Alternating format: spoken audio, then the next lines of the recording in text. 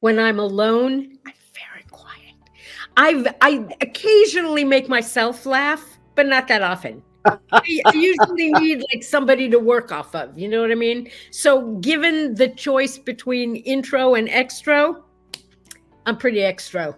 Hey there, it's me, Stefan Burchard, the Bowtie Coach, with your latest episode of the Networking Made Simple podcast. Networking Made Simple is an exploration of networking and social business connections for entrepreneurs, but especially for introverted entrepreneurs like me. This particular podcast, I'm speaking with Sandye Linnetz, and I just thought she'd be awesome because she's just awesome. She's a friend of mine, and I got little blurbs about her background, and I just know she's perfect for the podcast. So, hey, Sandye, welcome to the podcast, and thanks for being here. You're welcome, Stephen. That's okay. That's okay.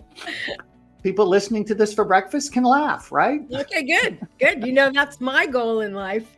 How do we know each other and, a little bit about your background? This was one of those connections making connections kind of things. I had been hearing about you from an old friend of mine forever. And then I met your husband and fell in love with your husband and was told that if I liked him, I'd like you even better. So I decided to take that chance. We met, it worked. And now I think you're one of my best friends. Oh, thank you. So I know recently in the past you taught a class or something with, I think, your son.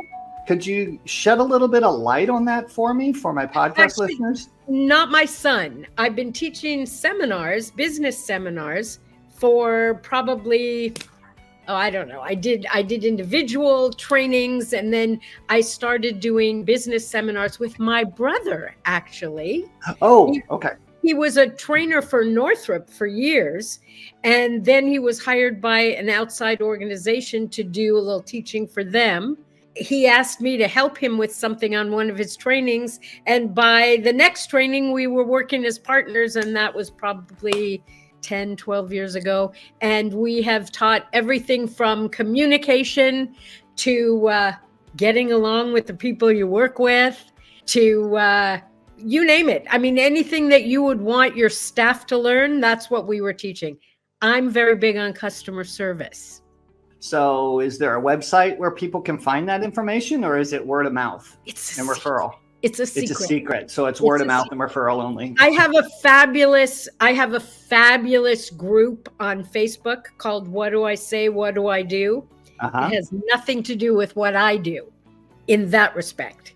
It's all about just making the world a better place. There's like 1,500 people who have joined me, and I do a morning show every morning, cheering people up, called Morning Coffee with, I was up all night thinking of the name, Morning Coffee with Sandye.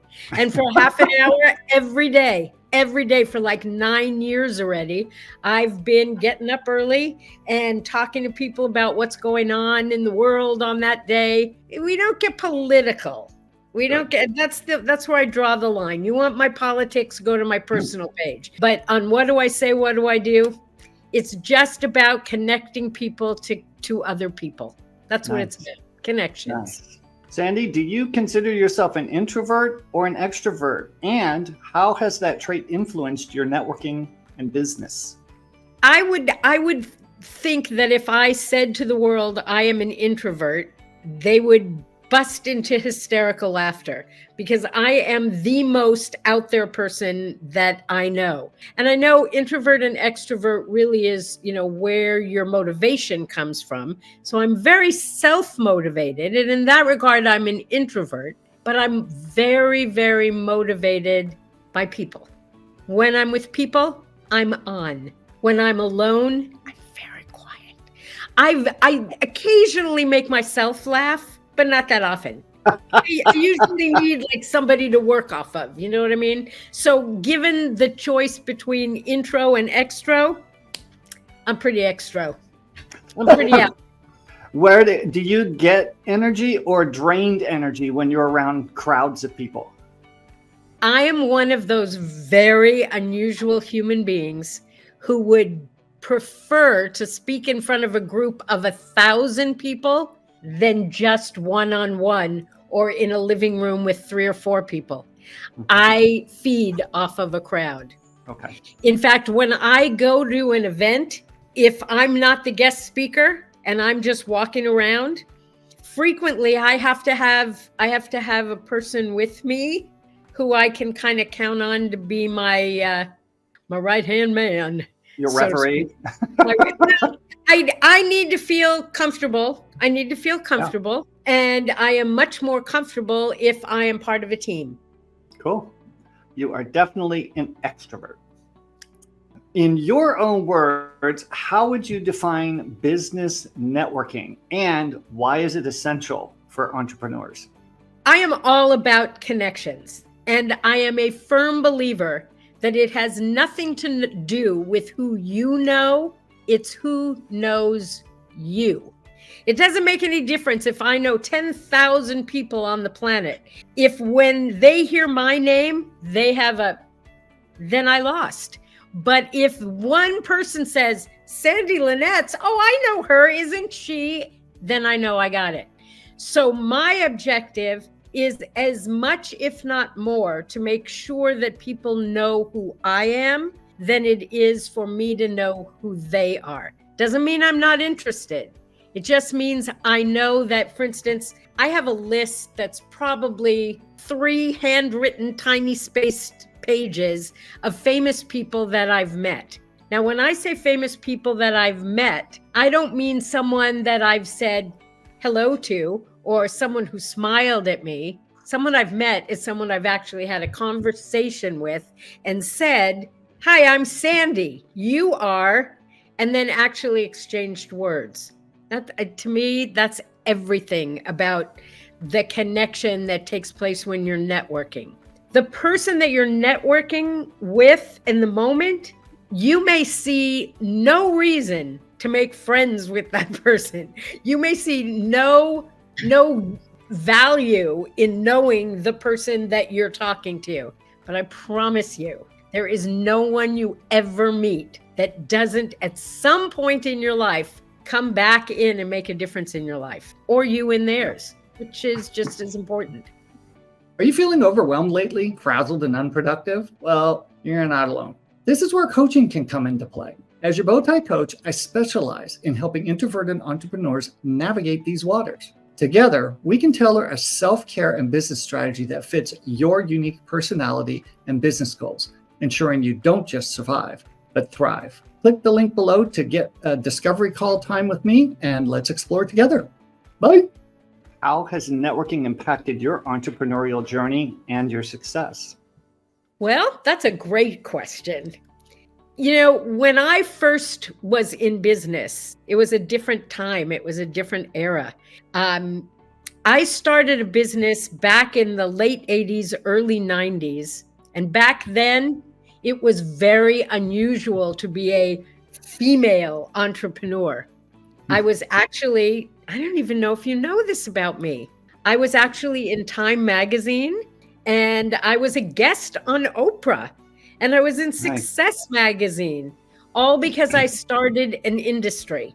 I started the balloon decorating business, right? Okay. I knew about the balloons.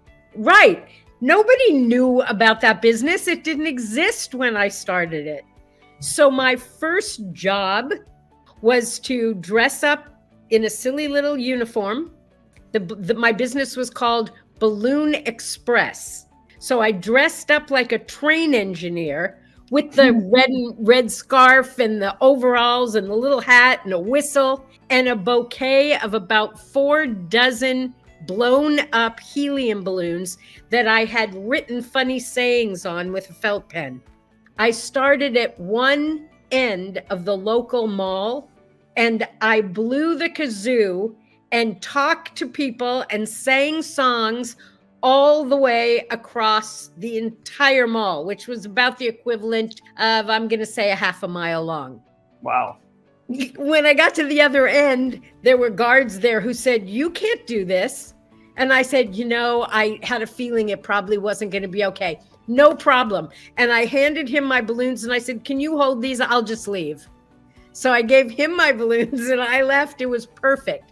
We handed out cards that day. We made so many connections. It was ridiculous. So you have to be willing to be a little bit of a clown, a little out there, a little bit chancy. You know, you need to, like, it's the people around you are so much more worried about what you think of them. You know, it's like people just thought, wow, that's so cool that she's so brave. There might have been one or two people who thought, man, that babe is nuts. Do I care? It worked. I ran that thing into $1 million business, which is why I made it into Time Magazine and on Oprah, because I started with $250 with my first office in my girlfriend's bathroom. Seriously, blow up balloons, stick them in the shower, take one at a time out, write on them, and then go do deliveries. And it worked. It worked. We ended up with over $1 million business. And I had that company for over 35 years. Wow. So yeah, networking, you can go into the area where that business was, and chances are, if you meet anyone and you say the name Balloon Affair, they're going to do this. My cousin used to work there. Oh my gosh, I used to get balloons from them. I promise you, everyone knew who we were. All of our trucks had our name and our slogans, and we always had crazy slogans like, no one gives a better blowjob than Balloon Affair. That's so Sandy. Yes. Yeah. And, I thought you were saying, so Sandy, and you had another question. No. Another one of our sayings was, don't party without latex. That's Sandy. Celebrate with a touch of gas. Oh my God. Anyway, everybody knew who we were. We did everything we could do for publicity. We connected with everyone on the planet. And here's my favorite thing that I've always done. Anyone who asks me for a donation for any charity, any good feeling event, any group that makes a difference on the planet, I never, ever, ever say no. I never did. Not once.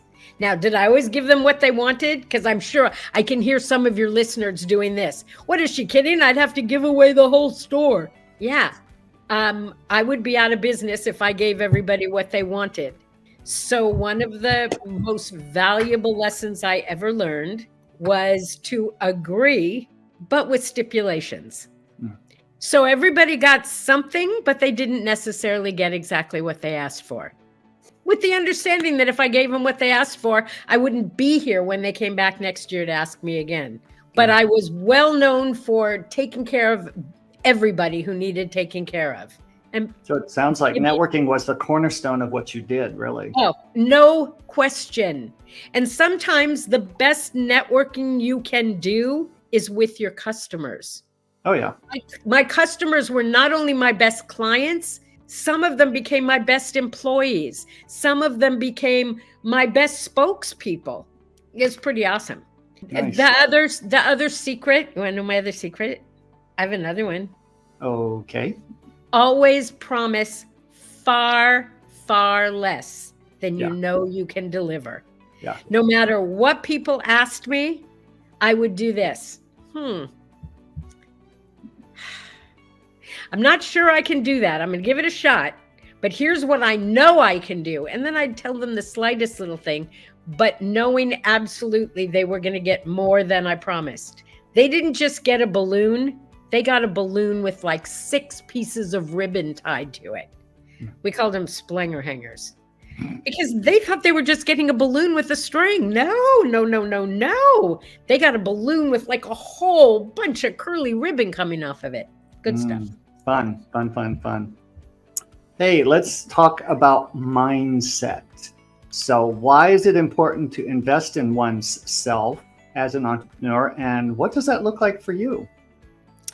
to me, mindset, there is nothing more than important than mindset. There just isn't. I have a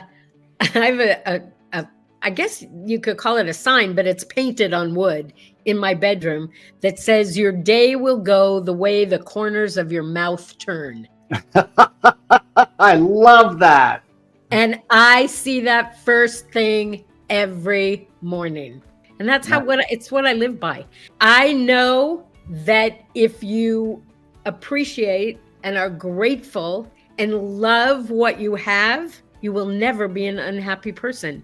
You cannot be, because you get to choose. And that's mindset. In fact, on my show this morning, I shared a story about a 90-year-old woman. You may know this story. It's a great story. 90-year-old woman, married for 70 years, lost her husband, had to be put into a home because she was legally blind. And the woman who was showing her around was walking her to the room, and she said, the room that you're going to is, and started to explain. And the 90-year-old woman said, I love it. It's perfect. And the woman looked at her and said, how do you know? You haven't even seen it. I haven't even opened the door yet. And she said, I decided I love it, so I will love it. And indeed, she lived happily ever after. Ta-da. It's amazing. Let's talk about introverts. What advice or input would you give a diehard introvert with regards to networking or going to a brand new venue? Own it. That means be who you are. If it were me, I would wear a badge that says, be gentle with me, I'm an introvert. I love it. Start a conversation, huh? Yeah. I love it. An introvert does not mean you're shy, by the way. No. You being the perfect example. There is a tendency sometimes when you are truly an introvert to talk more than you listen, because who you trust is you, and you don't necessarily always trust everybody else. Yeah. My first piece of advice would be put a little trust out there. It's kind of like banking, you put a little trust out, then you can take a little trust when you need it. But just keep putting it out there. We all work with people, that saying, that we know, like, and trust. Yep. People don't trust you if you don't trust them. So how do you get their trust? Listen. Listen to what they say. Ask questions. Yep. But the most important part is then to clarify. People love that. It would be like, Stephen, what I think I heard you say was, is that what you said? And then if you say yes, I say, and what I took that to mean was, is that what you meant? First of all, if you got it right the first time, people love you because it meant you were paying attention. Yeah. And if you got it wrong, people love you because it means you cared enough to ask what they meant, to get clarification. Clarification is huge, huge, huge, huge. Yep. That's one of the things I talk about in my class, Networking for Introverts. I talk about asking questions more so you listen, because people love to talk about themselves. So you just ask, like you said, clarifying questions and probe deeper. One of my favorite questions is, and then? And that means? And why? For what purpose? Those are all canned questions that get people to go deeper. You sound like a psychologist now. Actually, that comes out of NLP, neuro-linguistic programming. Okay, I'm sure it is. Tell me more about that. And how did that make you feel? Bingo. Well, sometimes it either feel. When you ask somebody about their feelings, you can go down a rabbit hole. So you got to be careful with that one in a public venue. Okay. How, in your opinion, how can an introvert build connections without feeling overwhelmed or drained? Well, you could go back to mindset for one thing. Yes. I mean, go back to mindset. Yeah. Ding, ding, ding, ding, ding. Yeah, exactly. There are times, believe it or not, when I'm alone in a crowd or alone with a group where I am literally terrified. I know it's hard to believe because it seems like I am just like the bravest, most out there person on the planet. But there are plenty of times when I'm by myself and I'm feeling insecure, and my My thing when I'm feeling insecure is an old thing that somebody taught me a long, long time ago. Picture all those people, not naked, but with zits all over their face. Vicks Vapor Rub?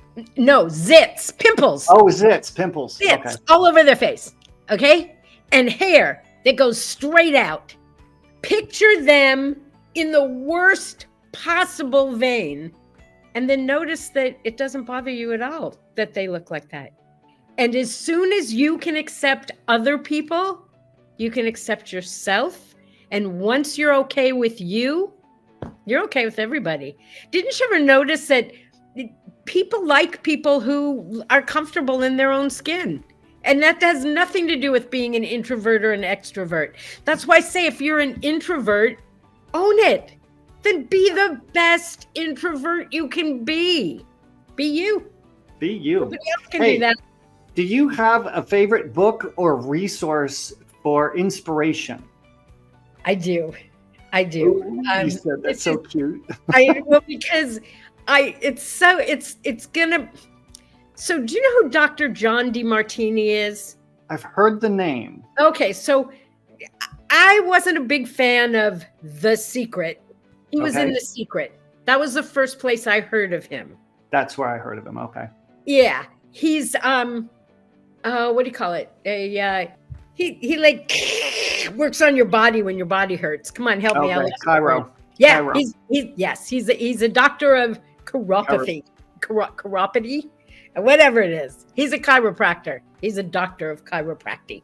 He wrote a book called, now this is important, How to Make a Hell of a Fortune and Still Get to Heaven.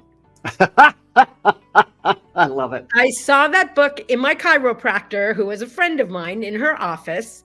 And I said, "Oh, this looks good. Can I borrow it?" And she said, "Oh, I think you'll love it." Sure. I was in business. I was a businesswoman. I assumed it was a book about business. Wouldn't you assume that? Not so. It's a book about gratitude, Stefan. Oh, nice. It's all about gratitude. And I don't think we'd have to do a whole show for me to tell you how it changed my life. All I can tell you is I thought he was full of caca. And then I realized, oh my God, this guy's got the key. And I did exactly what he asked me to do, sure that there was no way I could do it. And I did it. And I swear to you, my life turned around in that moment. I was never an unhappy, ungrateful person, but gratitude became probably the most important thing in my life after that. I don't know if you were going to ask me about this, but I start my day with gratitude every day. That was the next question. Oh, okay, good, perfect. That was the next question. Is I was going to say, we kind of know how you start your day with coffee and coffee with Sandy, but obviously gratitude. Before that, okay. When I first wake up, I go to the New York Times spelling bee game, and I have to be a genius or I'm not allowed to get out of bed. Sometimes it takes me a half an hour before I can get out of bed, but I have to win that game and be a genius before I get out of bed. then the coffee happens. Before my show, I do this. Can you see this? Does it come out backwards or can you read it? No, we can read it. It's my daily gratitude and happy plan. Nice. And if any of your listeners would like copies, I am more than happy to share. No charge, no obligation. It just works. And I want to share it with the planet. Nice. It's every day, my day is about to begin. I choose to begin with gratitude. And then you put 5 things you're grateful for. Nice. Not like, they could be like things that you don't even think about usually, like, oh my God, I flushed the toilet and it worked. I pressed the button on the ice machine. What a first world problem if you can't get ice, huh? I pressed the button on the ice machine and I got ice. I went out driving and there were no potholes in front of my house. Things that you just take for granted because it's always there that make your life worth living. Anyway, there's a whole list of things to do. I know it looks long, takes less than 5 minutes to fill out the whole thing. And finally, at the bottom, it says, everything I've written here and all that I want to manifest is being ably handled in tandem by my higher power and me. Because I don't care if you believe in God or I don't care what you believe in. Everybody's got something they believe in. And that higher power and you are what are making your life work. All I have to do is be present and mindful. I can relax and enjoy a cosmic hug. Thank you. And then you have to sign it every day. Nice. Make it real. Nice. So that's how I start my day. How do you end your day, or how do you decompress at the end of the day? I play more games. Awesome. I do. I get in bed and I play Candy Crush. I play what's the card game where you Solitaire? It's a solitaire game. I forget the name of it, but I play that. I play Sudoku every day, and Nice. I play games in the morning and at night because I'm going to be 75 years old in November. I got to keep this brain awake. You know what I mean? I got things to do. Yes, ma'am. I'm not done yet. No, ma'am. Very clear. Sandye, I want to thank you so much for your time today, for your wit, for your personality, for just who you are, and most importantly, just for giving me your time and letting me pick your brain. I really, really appreciate it. Thank you. Stefan, I love you and you're so welcome. Now, I'm assuming you filled out the survey, the little link, right? The email address and all that other information. It was in the welcome email. I'll go back and look for it. I didn't do it, but I'll do it right now. Okay, that way we can put that in the show notes and get that over to you. So thank you, honey. Thank you. Bye-bye. Take care. Bye. To learn more about Networking Made Simple, make sure to subscribe and leave us a review. Hey, you may also enjoy my YouTube channel at Bowtie Coach. Thanks for listening, and I hope you'll join me on the next episode. Bye.